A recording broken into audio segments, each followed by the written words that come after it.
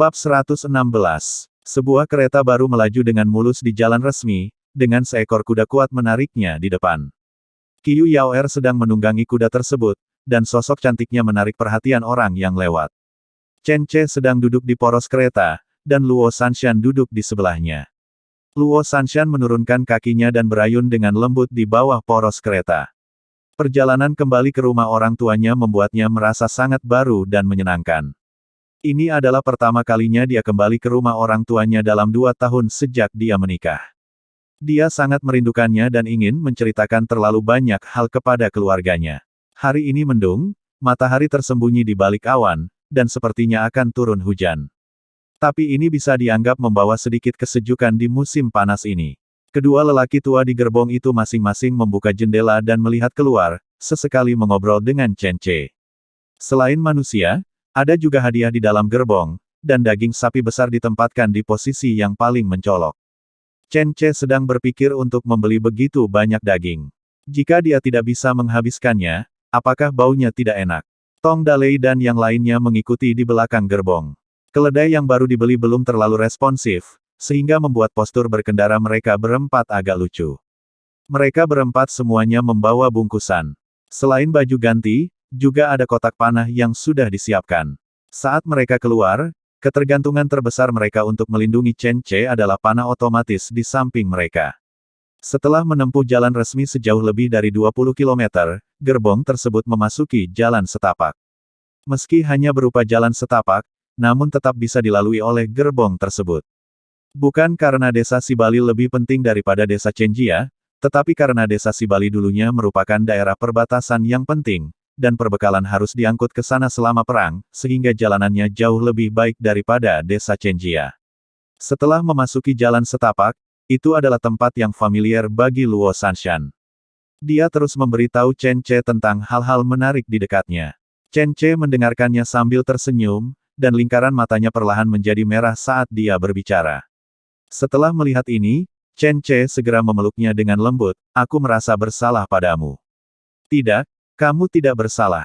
Suamiku sangat baik padaku. Ini salahku." Air matanya hampir jatuh. Luo Sanshan segera menyeka air matanya agar rasa malunya berkurang. Hari ini, Luo Sanshan berdandan dan mengenakan pemerah pipi. Dia tampak cerah dan menawan. Bahkan ketika dia menangis, dia tampak seperti bunga dengan sedikit hujan. Chen Ce menggendong Luo Sanshan di pangkuannya, merasakan sedikit jantung berdebar. Hanya saja kedua lelaki tua di belakangnya sedikit cuek. "Menyenangkan menjadi muda. Saat aku semuda kamu, aku memiliki beberapa wanita cantik. Sayangnya, mereka semua sekarang sudah tua." Wang Hongwen menghela nafas, mengingat masa lalunya. Chen Ce memutar matanya, melepaskan Luo Sanshan, berbalik dan berkata sambil tersenyum, "Anda sudah tua, bagaimana kalau aku mencarikanmu selir lain yang lebih muda?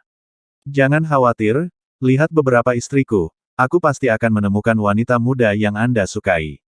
Wang Hongwen tertawa dan memarahi, "Apakah kamu bercanda?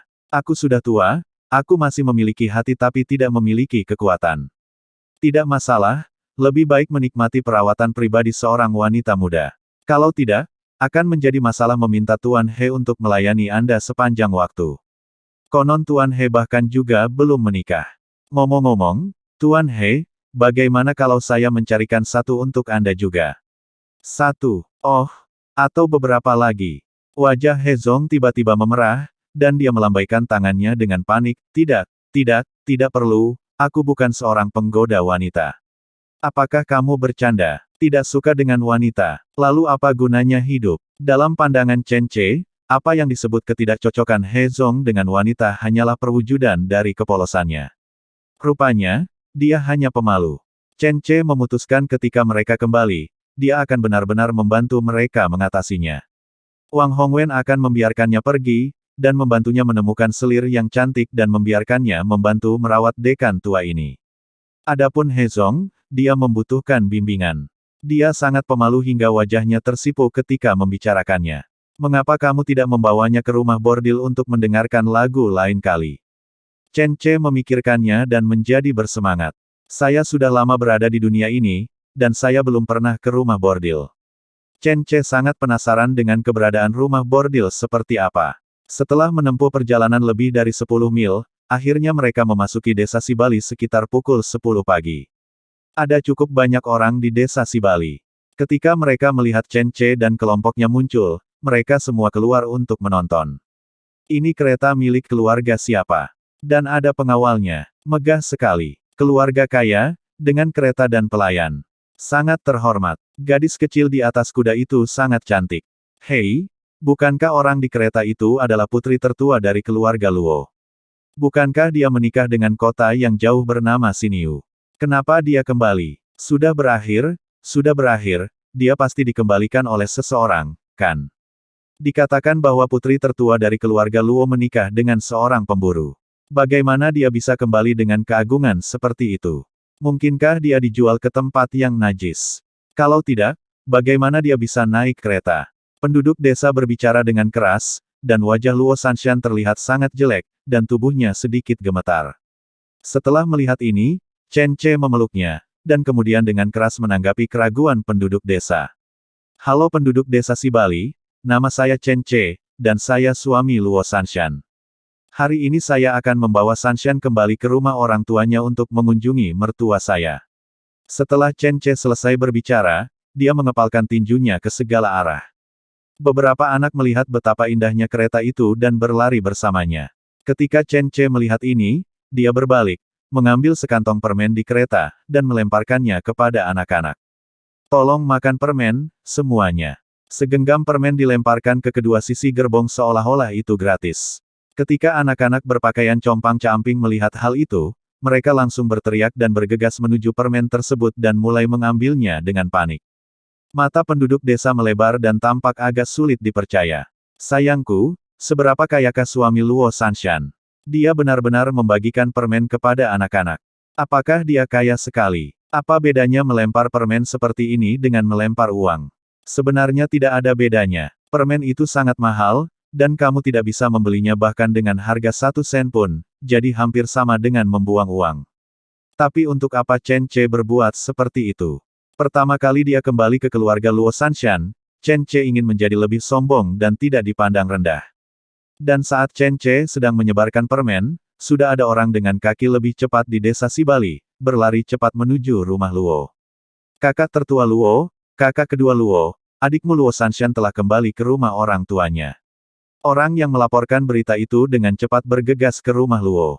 Kakak tertua Luo, saudara laki-laki Luo Sanshan, Luo Dahu, dan adik laki-lakinya Luo Xiaohu berdiri kaget ketika mereka mendengar ini.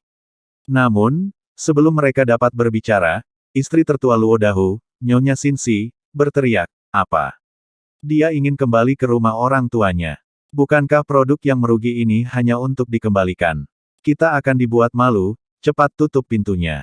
Jangan biarkan mereka masuk, kita bahkan tidak punya makanan panas untuk dimakan di rumah. Bagaimana kita bisa punya cukup makanan untuk memberi makan pecundang ini?" Luo Dahu dan Luo Xiaohu, keduanya menoleh dengan marah ketika mereka mendengar ini. "Istriku, apa yang kamu bicarakan? Sanshan, itu adikku." Luo Xiaohu juga tergagap dan berkata dengan marah, iya, kakak ipar, kamu tidak bisa mengatakan hal seperti itu padanya."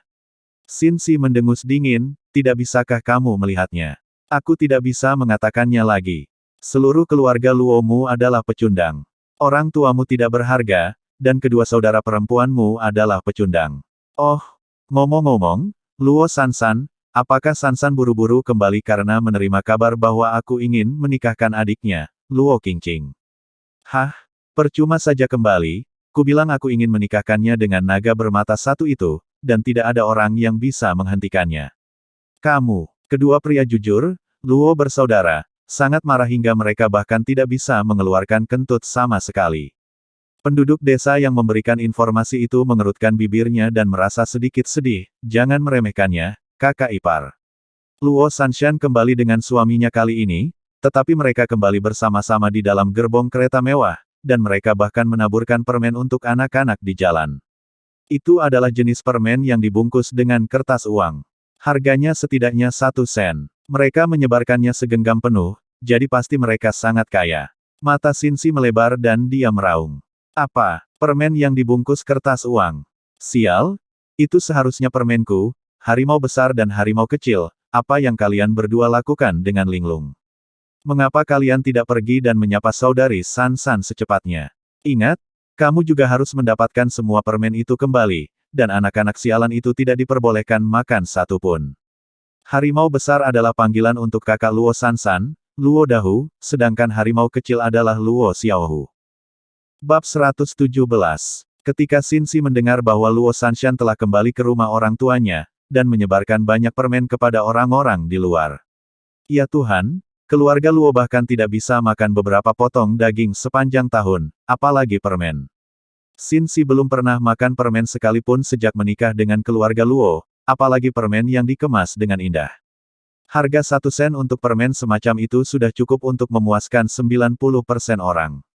Tentu saja, hal yang sama juga terjadi pada Xin Si, jadi dia segera menganggap permen itu sebagai miliknya, dan memerintahkan suaminya serta saudara iparnya untuk keluar dan mengambilnya. Dia tidak peduli dengan rasa malu atau tidak. Ini adalah urusan klan Xin-nya. Tidak ada yang bisa mengambilnya. Jika penduduk desa sialan itu berani menyangkalnya, biarkan mereka menerima kekuatan klan Xin-nya.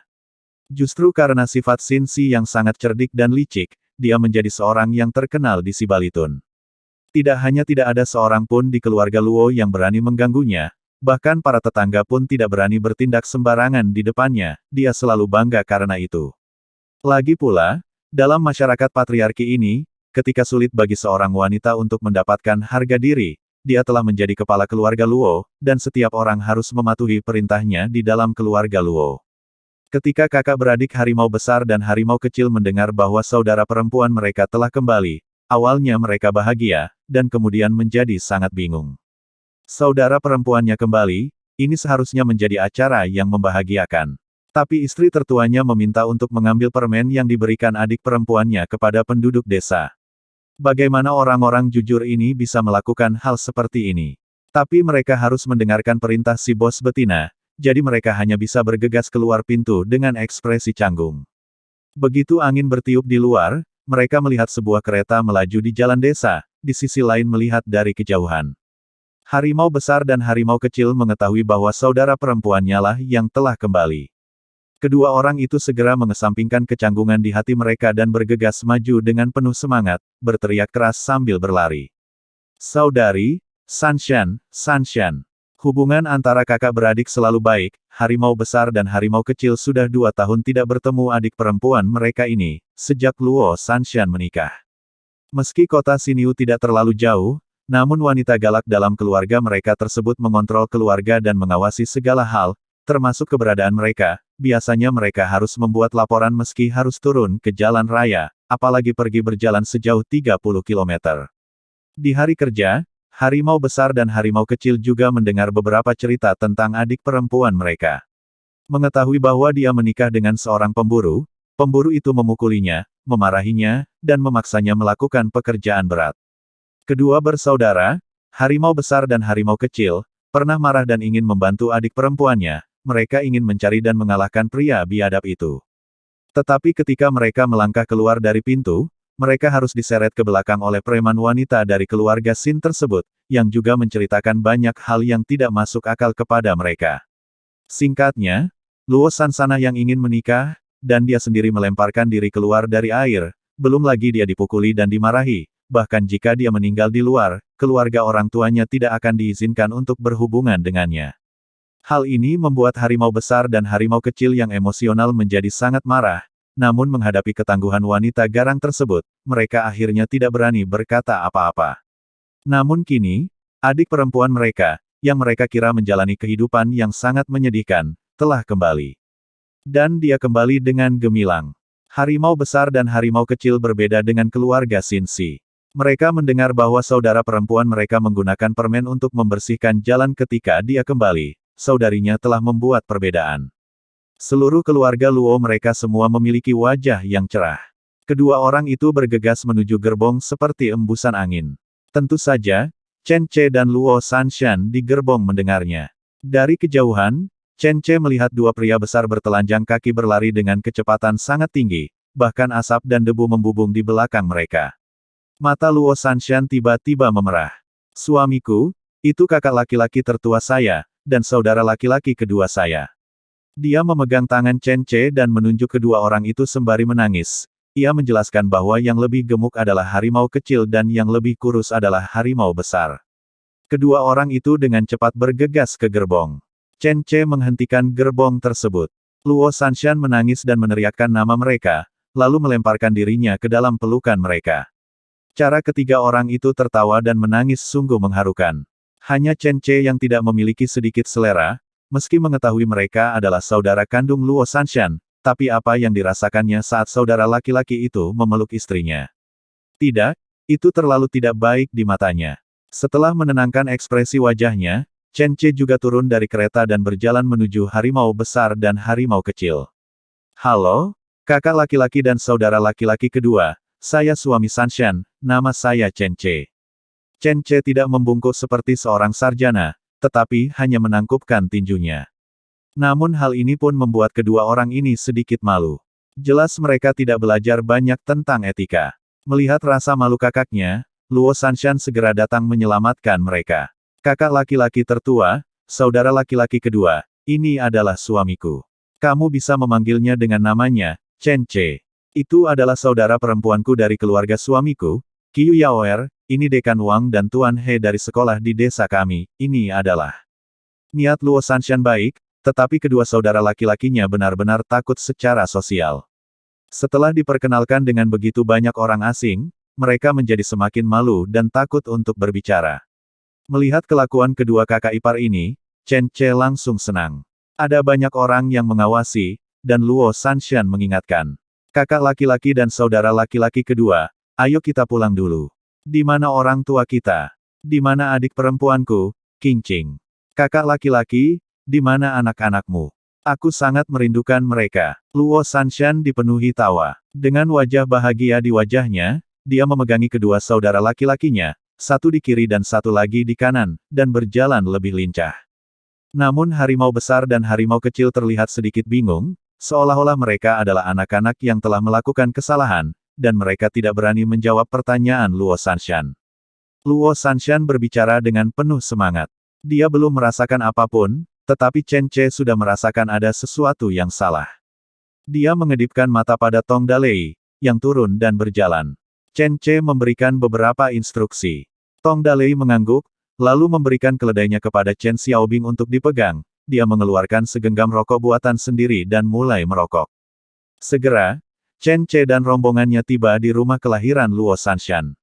Rumah ini mirip dengan rumah Chen Che sebelumnya yang belum diperbaiki, sangat kumuh, dengan dinding tanah dan atap jerami.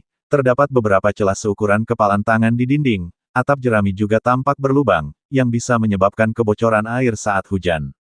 Hanya saja ruangannya lebih banyak daripada rumah Chen Che, mungkin karena populasi mereka lebih besar. Seorang perempuan yang relatif kuat berdiri di depan pintu, diikuti oleh dua orang anak, laki-laki dan perempuan. Anak-anak itu juga kotor, pakaiannya tidak ada yang dalam kondisi baik, semuanya ditambal, dan wajah mereka semakin bingung, kelihatannya tidak jauh berbeda dengan pengemis di jalanan. Sedangkan untuk wanita berbadan besar itu, meski pakaiannya juga ditambal, namun ia jauh lebih bersih. Dibandingkan dengan pakaian pada Lou Dahu, Lou Xiaohu dan kedua anaknya, tidak hanya lebih bersih, tetapi juga memiliki tambalan yang lebih sedikit. Selain itu, penampilannya juga relatif bulat. Di era ketika semua orang kurus, dia masih bisa dikatakan kaya, yang bisa dikatakan sebagai eksistensi yang relatif unik. Selain itu, Chen Che juga menemukan bahwa di kandang babi di sebelah timur, terlihat dua kepala dengan hati-hati menyembul dari pagar batu. Itu adalah dua orang wanita, terlihat rambut mereka berantakan, wajah mereka kotor, dan mereka tampaknya telanjang, karena Chen Che melihat bahu mereka telanjang. Ini membuat Chen Che merasa tidak enak. Oh, saudari Sanshan, kamu akhirnya kembali. Seluruh keluarga kami sangat merindukanmu. Ini adalah kedua keponakanmu. Cepat, panggil bibi kalian. Ketika wanita itu melihat kedua anaknya, memandang dengan bodohnya ke arah kerabat yang berpakaian bagus tersebut, dia langsung menepuk punggung mereka. Kedua anak itu begitu ketakutan hingga mereka buru-buru ingin memanggil bantuan, namun mereka berdua berteriak memanggil ayah mereka diam-diam, jelas karena ketakutan sosial. Apakah kalian Tinkerbell dan Xiaohua? Bagaimana kabar kalian? Luo Sanshan memandang mereka dengan heran. Dia ingat bahwa salah satu dari dua anak itu seharusnya berusia 8 tahun dan yang lainnya berusia 6 tahun. Mengapa mereka terlihat seperti anak berusia 3 atau 5 tahun, pendek dan berkulit gelap, tidak jauh berbeda dengan saat dia meninggalkan rumah ini. Perbedaan terbesarnya adalah mereka menjadi lebih kurus dan gelap. Ketika Xinzi melihat Luo Sanshan seperti ini, dia langsung menangis. Bab 118. Hai adik ipar, kamu sudah menikah dan menjalani kehidupan yang baik, tetapi apakah kamu sudah lupa betapa sulitnya kehidupan yang keluarga kita jalani? Keluargamu telah menjalani kehidupan yang baik, tetapi kita belum. Untuk makan selanjutnya saja sangat susah, lihatlah kedua keponakanmu yang hampir mati kelaparan. Kudengar saudari iparku membagikan permen kepada penduduk desa di luar. Anak-anak, tolong segera minta bibimu memberimu sedikit untuk dimakan. Luo Sanshan sudah panik. Tanpa berkata apa-apa, dia berbalik dan mengeluarkan banyak permen dari tasnya dan menyerahkan kepada kedua keponakannya. Kedua anak itu sudah serakah, tetapi mereka masih tidak berani mengambil terlalu banyak, jadi mereka menoleh untuk melihat ibu mereka, Xinzi. Oh, bibimu kaya sekali, apa artinya memberimu beberapa permen? Sekalipun itu segunung emas dan perak, bibimu bisa dengan mudah mendapatkannya, jadi kenapa kalian tidak segera mengambilnya? Saat dia berbicara, dia sudah memasukkan permen ke dalam tas celemeknya dan seolah membantu kedua anak itu. Hanya satu permen yang benar-benar sampai ke tangan kedua anak itu. Kedua anak itu memegang permen itu dengan hati-hati seperti harta karun, tetapi tidak memakannya. Melihat mereka menyimpan permen tetapi tidak memakannya, Luo Sanshan segera menyuruh mereka memakannya. Tinker Bell, Xiao Hua, makanlah dengan cepat, jangan dilihat saja, bibi masih memiliki banyak permen. Namun, Xinzi membuka tas celemeknya dan berkata, taruh di sini, adik ipar, biar nanti aku berikan kepada anak-anak perlahan-lahan. Luo Sanshan berpikir sejenak, tetapi tidak berkata apa-apa, mengambil segenggam lagi dan memberikannya kepada Xinzi, dan bertanya, kakak ipar, di mana orang tuaku? Dan di mana Qingqing? Dan di mana kakak ipar kedua dan kakak ipar ketiga? Kenapa aku tidak melihat siapapun di rumah?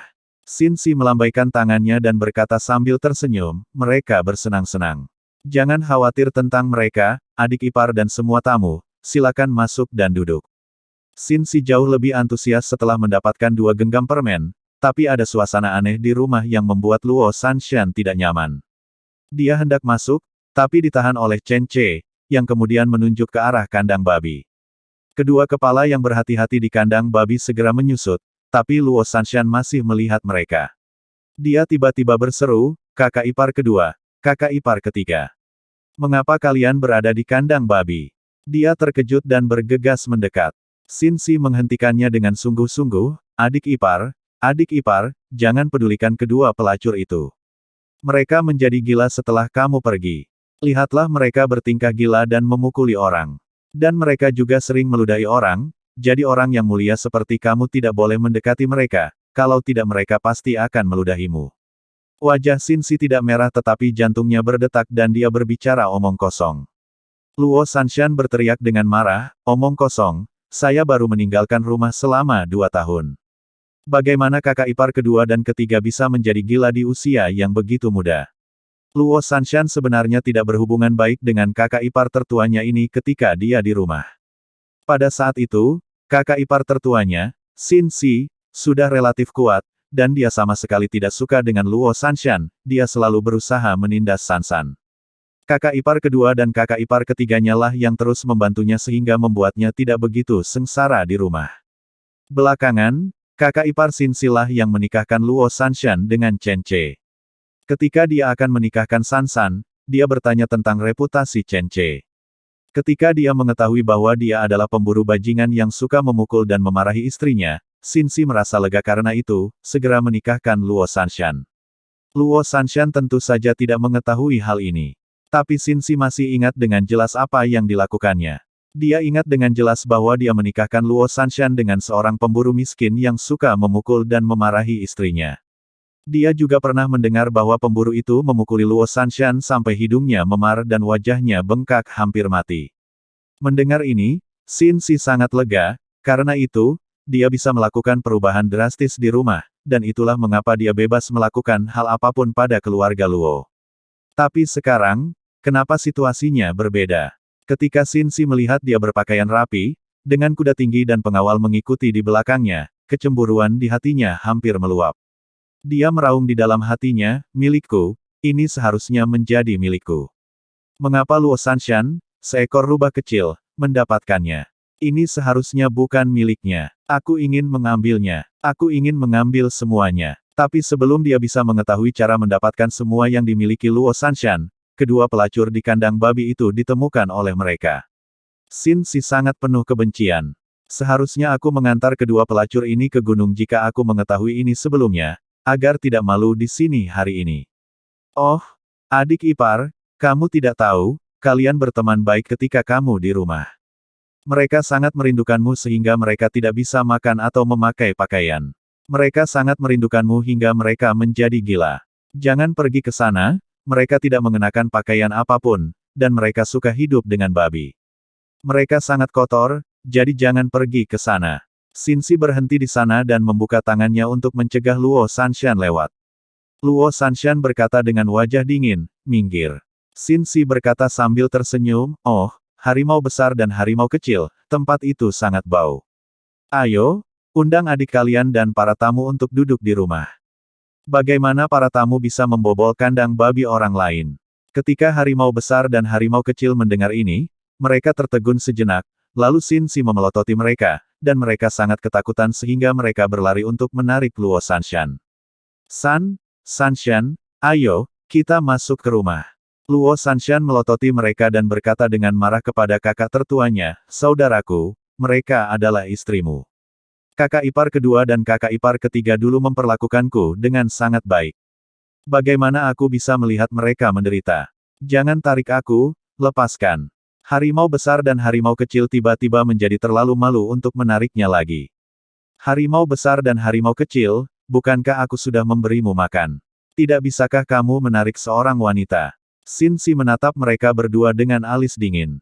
Harimau besar dan harimau kecil ketakutan dan hendak menarik Luo Sanshan lagi, tetapi Chen Ce datang dan menarik mereka satu persatu. Saudara ipar pertama dan saudara ipar kedua, kemarilah. Ada hal penting yang ingin kubicarakan dengan kalian berdua. Chen Ce meyakinkan kedua pria ini, tapi apakah mereka begitu penakut? Bahkan lelaki tertua keluarga Luo ini sendiri tidak berani melindungi wanita-wanitanya. Apa dia bisa disebut sebagai seorang laki-laki? Dan kakak ipar perempuan tertua ini sepertinya terlalu tangguh, bukan? Dia benar-benar mengunci dua saudara perempuan lainnya di kandang babi. Sepertinya ada babi di kandang babi itu. Mereka semua telanjang dan dipelihara di kandang babi, tinggal bersama babi. Apa-apaan ini? Beraninya Xin Si ini melakukannya. Untuk menghindari kecurigaan, Chen Ce menunjukkan niat baik, dan membawa pergi harimau besar dan harimau kecil itu. Adapun Xin Si, jika itu adalah Luo Sanshan sebelumnya, Chen Ce yakin dia mungkin tidak akan menjadi lawannya. Tapi sekarang Luo Sanshan telah melihat dunia, dan dia adalah salah satu ibu rumah tangga terhormat di desa Chenjia. Dia dihormati oleh semua orang di desa, dan semua istri di desa harus melihat wajahnya untuk menjalani hidup mereka. Terlebih lagi, dia memelihara 3 ekor harimau, 2 anjing, seekor ling, dan seekor macan tutul. Oleh karena itu, Chen Ce sangat lega padanya sekarang. Meski Xin Si dikatakan agak tangguh dan kuat, Chen Ce tetap merasa lega. Lagi pula, ada Qiu Yaoer. Bisakah kedua saudara perempuan itu menderita karena satu wanita ini? Harimau besar dan harimau kecil ditarik oleh Chen Ce. Luo Sanshan ingin bergegas, tetapi dihentikan lagi oleh Xin Si. Dia berkata kepada Luo Sanshan sambil tersenyum, aku berkata kepadamu, Luo Sanshan, ini adalah keluarga Luo. Kamu baru saja mengunjungi rumah orang tuamu, dan itu kandang babiku. Aku tidak ingin kamu pergi ke sana, tetapi kamu memaksanya. Maka kamu tidak akan baik-baik saja. Seharusnya kamu tahu, aku orang yang tidak suka berbicara omong kosong, aku memiliki temperamen yang lurus. Jika kamu benar-benar memaksa pergi ke sana, maka, haha. Dia menyingsingkan lengan bajunya dan bersiap untuk bersenang-senang. Namun kali ini, Qiu Yaoer mengeluarkan kapak dari kudanya, lalu mendarat di tanah dengan gerakan jungkir balik yang indah. Flip depan ini sangat keren sehingga Chen Ce tidak bisa menahan diri untuk tidak berteriak, wow. Dia berbalik ke arah Chen Ce dan menunjukkan senyuman lebar, lalu dia berhenti tersenyum dan berjalan menuju Xin Si dengan hati yang dingin. Ekspresi Xin Si berubah. Keterampilan Qiu Yaoer dan kapak di tangannya memberikan tekanan yang luar biasa padanya. Dia berjalan selangkah demi selangkah, menatap mata Xin Si, dan kemudian berbicara dengan suara yang tajam, jika kamu menghentikan lagi, aku akan memotong tanganmu dan memotongnya setinggi bahu. Ancaman dari kata-kata ini terlalu besar. Poin kuncinya adalah matanya setajam kapaknya. Ketika dia menatap lurus ke arah Xin Si merasakan kulit kepalanya mati rasa, lalu menurunkan lengan bajunya yang digulung. Kakak ipar kedua, kakak ipar ketiga. Luo Sanshan berlari mendekat. Dia hanya melihat sekali dan menitikkan air mata. Selain dua perempuan malang tersebut, ada 2 ekor babi gemuk dengan berat lebih dari 100 kg di dalam kandang babi. Kandang tersebut penuh dengan kotoran babi. Kedua wanita itu bahkan tidak memiliki 1 inci pun kain di tubuh mereka. Mereka tidak terawat dan tidak dapat menemukan 1 inci pun kulit bersih di tubuh mereka. Tapi mereka jelas tidak gila seperti yang dikatakan Xin Si. Mereka sangat baik. Mereka sudah lama mengetahui kedatangan Luo Sanshan, tapi mereka takut dengan kekuatan Xin Si, jadi mereka hanya menonton secara diam-diam. Sekarang ketika Luo Sanshan mendekat, mereka mulai menangis dan berteriak. Adik Sanshan. Kedua orang itu menangis, terlalu malu untuk melangkah maju. Mereka hanya menggunakan tubuh 2 babi gemuk besar itu untuk menutupi diri di kandang babi, mencoba menghentikan rasa malu mereka sendiri. Tapi berbicara, jelas tidak masalah. Luo Sanshan kembali menatap Xin Si dengan marah, dan kemudian melambai kepada mereka dengan air mata berlinang, kakak ipar kedua, kakak ipar ketiga, jangan takut, aku kembali, dia tidak akan berani melakukan apapun dan mengganggumu lagi, aku sudah kembali, hohoho. Saat dia berbicara, dia mulai menangis. Xin Si juga datang saat ini. Dia berkata kepada mereka dengan dingin, pikirkan dulu sebelum berbicara. Dia adalah gadis yang sudah menikah. Ketika dia kembali menemui kalian, apakah kalian masih bisa membuat perbedaan? Jika kalian berani mengacau dan bicara sembarangan, lihat saja nanti bagaimana aku berurusan dengan kalian setelah dia pergi. Kedua wanita itu begitu ketakutan hingga mereka meringkuk di belakang babi dan tidak berani berbicara. Bersambung ke bab selanjutnya.